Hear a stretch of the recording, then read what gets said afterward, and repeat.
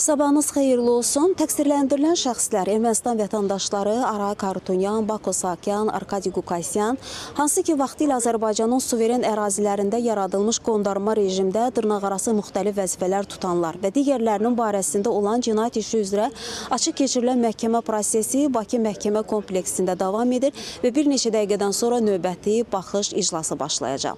Hazırki mərhələdə məhkəmə istintaqı yekunlaşıb və dövlət ittihamını müdafiə edən prokurorların çıxışlarına başlanılıb. Qeyd edək ki, bir ilə yaxın müddətdir ki, Bakı məhkəmə kompleksində bu cinayət işi üzrə araşdırmalar aparılırdı, məhkəmə istintaqı aparılırdı.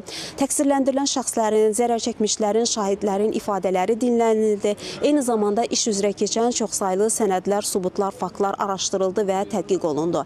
Video materiallar, fotomateriallar məhkəmə iclaslarında nümayiş etdirildi.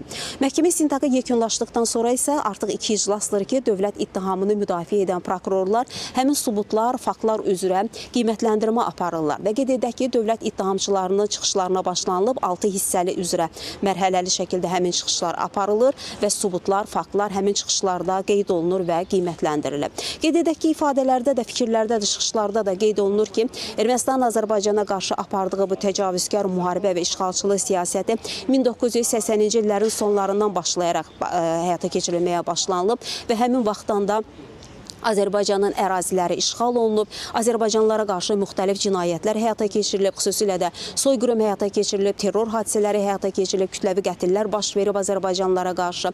Bütün bunların da əsas rolu, əsas həyata keçirəni Ermənistan dövlətinin siyasi və hərbi rəhbərliyi olub. Eyni zamanda bütün bunu həyata keçirməkdən ötürü isə cinayətkar birlik yaradılıb, həmin cinayətkar birliyin isə tərkibində olan insanlar bugün məhkəmə qarşısında dayananların yalnız bir hissəsi 15 nəfər təqsirləndirilən şəxsin həmin cinayətkar birliyin tərkibində hansı fəaliyyətləri olub, məhkəmə prosesində də həmin əməllər, fəaliyyətlər dövlət ittihamçıların çıxışlarında da bir daha qiymətləndirilib.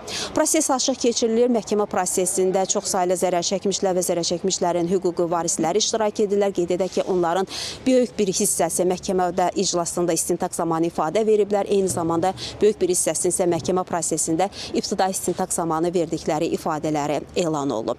Prosesdə media nümayəndələri də iştirak edib və bugünkü iclasla bağlı biz xəbərlərin növbəti buraxılışında tamaşaçılara daha geniş məlumatları çatdırmağa çalışacağıq. Hələlik isə bu saatda iclasın başlanması ilə bağlı hazırlıq prosesi aparılır və bizim də Bakı məhkəmə kompleksindən bu saata çatdıracaqlarımız bu qədər deyərək sözü yenidən mərkəzə studiya ötürürük.